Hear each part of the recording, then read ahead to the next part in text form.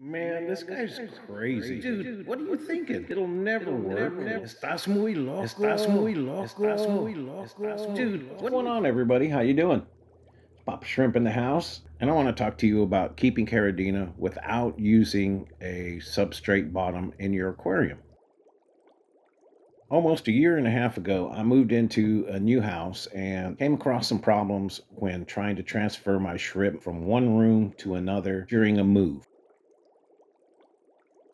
The main obstacle I ran into when I was doing this on the rebuild was that I had a lot of aquariums that needed a lot of aqua soil, or at least buffering substrate that would help lower the pH so that I could keep my caridinas. I had also started using box filters in my Neo tanks and my Guppy tanks. And this was just because I wanted something that was convenient, easy to set up, and just to have the boxes for just in case I wanted to try my crazy idea. Eventually, I noticed how well those box filters were working, and it made me think, why do I need active substrate? Well, you need it because you need to lower the pH. You get some really nice success with Caridina breeding and fry survival. It's really important with Caridinas that you try to keep lower the neutral pH for the best success. So that's what I did. I went ahead after years of thinking about it and thinking about it. I put substrate inside of the box filters. I used a little bit of peat moss in the beginning. I don't use it anymore, but I did at the beginning. And I got this wonderful setup. To be honest, I basically used the concept of the Asian UGF filtration system, also combined with my old school love for the undergravel filter, anyways. I basically just used that concept, and instead of building a custom glass box or trying to find something that I could build a wall in the back so that I could use under gravel filtration, I just used these filter boxes in lieu of under gravel filtration. Why does it work, Papa Shrimp?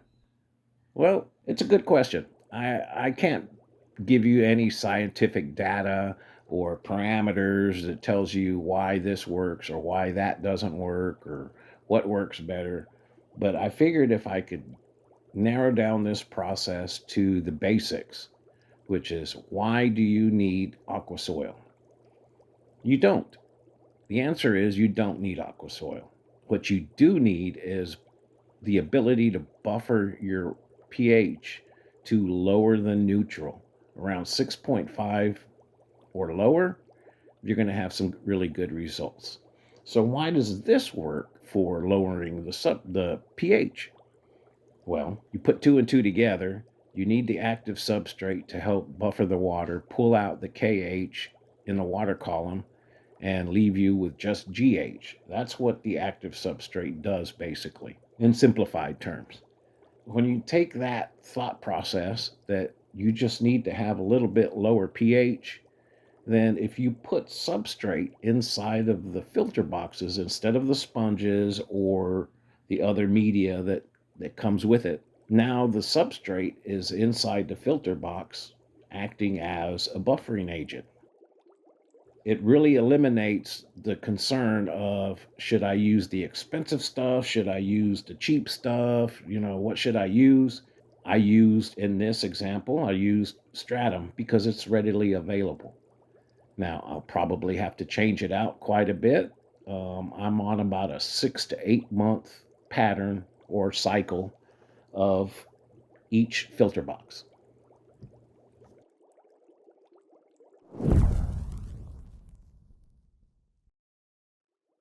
And I went ahead and tried another setup.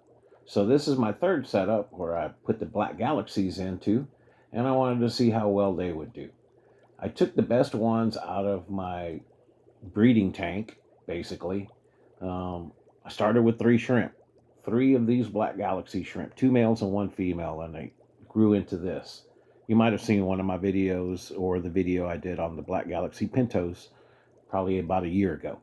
Anyways, so they produced a lot of really cool patterns, and I took the best looking ones, the ones that I really liked, had a little bit of purple, maybe had a little bit of blue, had some really nice Nancy patterns or some snowflake kind of stardust. I don't know. They had a lot of speckles on them, and definitely the spider legs on them too. So I put these in a tank and let them go. And lo and behold, they started breeding. And now I got a bunch of offspring that kind of made it a little bit difficult because, as far as the setup goes, it's very simple. You take out everything out of the box filter and you just stack it, layer it with the filter pads and with the substrate to your liking. You know, the more you use, the longer it's going to last. So just keep that in mind. And you could even put a layer of Akadama, you could put a layer of Stratum, a layer of Brightwell, you know, you can layer it up however you like, because the main function is that you're going to buffer your pH level. Buffering your pH level is number one. So it doesn't really matter what's inside of it. Just keep in mind, if it's really high quality aqua soil, then it's going to probably last you a little bit longer. It also may, if you use ADA or Amazonia, it usually contains a lot of ammonia in it. So you might have to cycle it a little bit longer than you would using what I'm using, which is basically just stratum.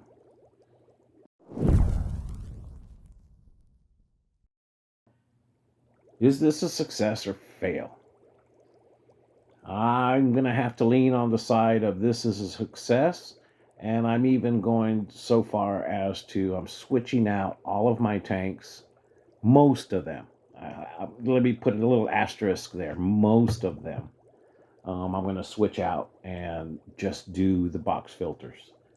They seem to do really well. They're easy to change out. And to me, it's easier to see the quality or the degradation of the aqua soil through the clear plastic or acrylic, whatever these boxes are made out of. But it's easier to see the degradation of the soil and when it's time to change. It's also, if you use the white filter pads, it's very easy to determine when it's time to do some changing out because they get discolored pretty obviously. So is it a success? Is it a failure? It's a success. In my mind, it's a 100% a success. I have all of these fry. They're producing all kinds of different patterns and colors. I have some purples. I have some blue steels out of the black galaxy. I'm even starting to get some yellow shrimp out of the black galaxies, which blows my mind. I'm learning stuff this way, but the fact that the shrimp are breeding prolifically is really what's got me leaning on the side of success. They're breeding well, they're producing all these different variants and throws. So I'm hoping that out of those yellow ones right there, I'm hoping I got 1 male and 1 female. I've also separated out the patterns to where these are more Nancy striped and Galaxy Nancy looking. They're very defined. They got some blue in it, and they're pretty much identical. You can tell they all came from the same batch, I would say. I'll have to say this is a success. I really appreciate sharing all of this with you guys. Thanks for sticking around. I know it's been a while. I'm going to get back at it. And when I start doing my live streams, pay attention because I'm going to start giving away some of these shrimp that I have. I have too many.